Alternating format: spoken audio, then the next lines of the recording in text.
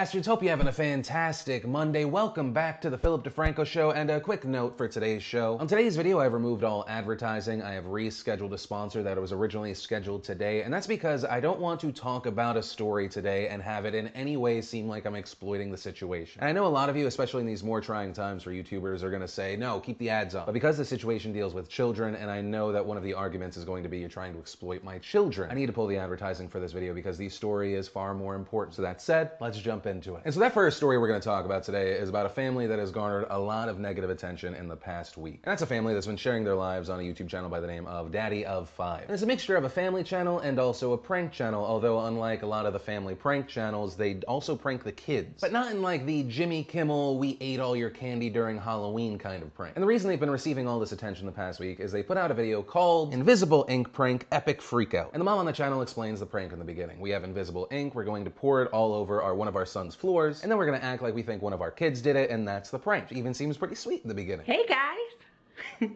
So, I got a prank for Cody. And then once the prank begins, the tone changes. Get your fucking ass up here! What the fuck? What did you do? What the fuck? I didn't do that! What the hell is that? I didn't do that! You tell me what you did! I swear to God, I didn't do that! Cody! Hey, all over your carpet! I didn't do that! I swear!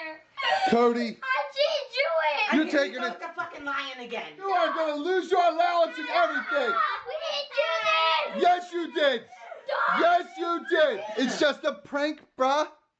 And so there was a range of anger. Some people saying this is outright abuse of your children. Others saying this is not abuse, but these are asshole parents that are exploiting their children for money and hurting them emotionally. And then it also appears that they have a dedicated audience that are completely fine with this, which is also why I expect this video to be one of my most disliked in the past month. Now, in response to all of this outrage, the family made a video called Blocking All the Haters. It's a 21+ minute video, but to summarize it, there's no apology, and they say that all the hate's just coming from bored haters. They say the children are and have never been abused. Are really pissed off about this video because we're yelling and the kids are crying and everything like that, and apparently it's upsetting a lot of people. This video, I mean, It's just a prank, bro.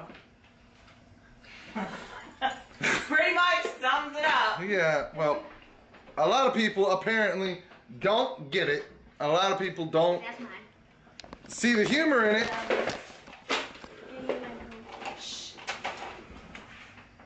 Can I have your attention for a minute, please? Yeah? Was anybody traumatized? No! Well, I don't even know what that word means, but Yes, no. I was, Mom. I was. No, I wasn't. Are you guys okay? Yeah.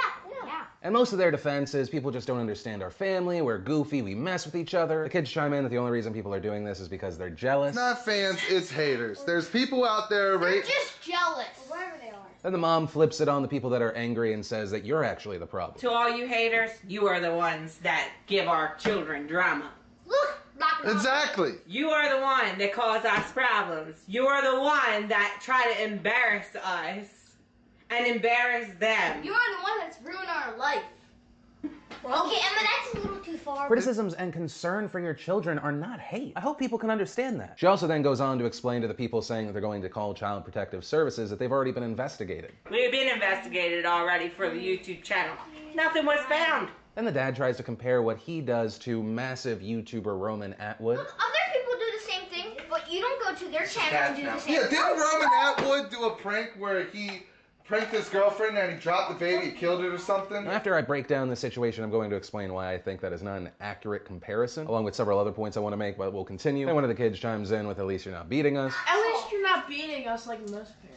And so ultimately, that's where the situation is right now. Now, to kind of work backwards, one, at least you don't beat us like other parents. That is a pretty low bar to set. Also, as someone that was abused in their childhood, there are multiple ways to abuse your kids. There's mentally and there's physically. Also, the Roman Atwood comparison, most people who've watched this channel for a long time know that I'm not a massive fan, although that had more to do with faking pranks and either he or his MCN at the time flagging my video and trying to get it removed. But to Roman Atwood's defense, he doesn't really mess with his kids like this. Most pranks are just on other adults, and then whether what's real or not, you you can debate that separately. I don't want to get sidetracked with that. And to the notion that everyone that's angry about this, they're just haters, that's silly. The more I dove into this channel's history, the more concerned I became. Once again, with it being a prank channel, there's a lot of times where you don't know what's real. Is it fake? But a lot of the reactions from the kids seem legitimate. There's the monetization of acting like your home was broken into, dressing one of your kids like an intruder, and having dad come down the stairs with a gun. And while they do mess with the kids, a lot of the time it seems directed towards one specific kid, and that is Cody. Well, in the family video where they defended themselves, they said, you know, the kids get to decide if the video goes up. They also acknowledge that they have so much cool stuff thanks to having a YouTube channel. So by getting stuff, they're incentivized to allow the parents to upload these videos. Even though the little kid Cody is very obviously not a fan of this. I don't think you're moving. What is even happening? I can't move. Don't blame me for something I didn't do. You obviously did it. You Why are you in here, Jake? No, just stop. Stop! Jake!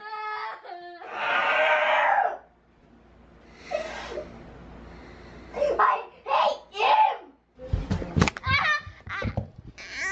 No. No! Get out of my chair!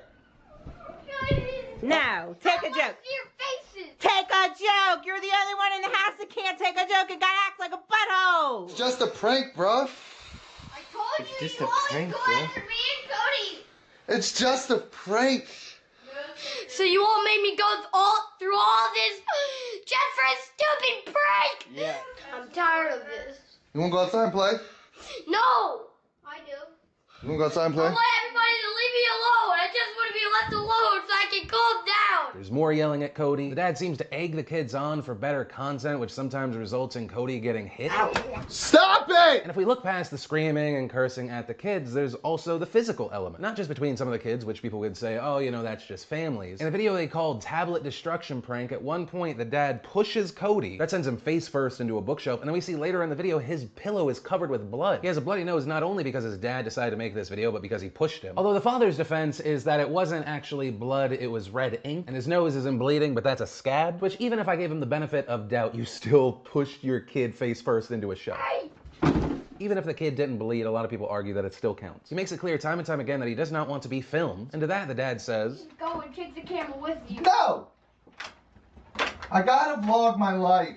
You know that. that's insane to me. And if you look into the comments, not only are there people cheering it on, they're asking, does Cody have anger issues? If your life involved your family messing with you constantly making you the butt of jokes, you'd probably get a little defensive too. They poke and prod and mess with this kid, and then they yell at him for being angry. They blame him for being angry, but they're the ones instigating it for money. And I have to say, ultimately, I'm disgusted by this. I don't know what the next step is. I want it to turn out that all of this is fake, that this kid doesn't actually have to deal with this in his everyday life. Now, is this child abuse? I would leave that up to Child Protective Services. If they've really been called and Child Protective Services said, you know, they did nothing wrong, the pushing, the hitting, the screaming, the putting the kids in this situation, egging them on, if they saw all that, they've seen all the screaming, the other things that I would personally label emotional abuse. That is a CPS issue, and if they're already investigating, hopefully they've seen that footage. And to the argument that the kids are saying, we're fine with this, we're okay, we're not being abused. Once again, someone who was abused emotionally and physically as a child, you don't want to turn on your parent. There's also a chance that these kids don't realize they shouldn't be treated like this. We already know the low bar of what they consider abuse. At least you're not beating us like most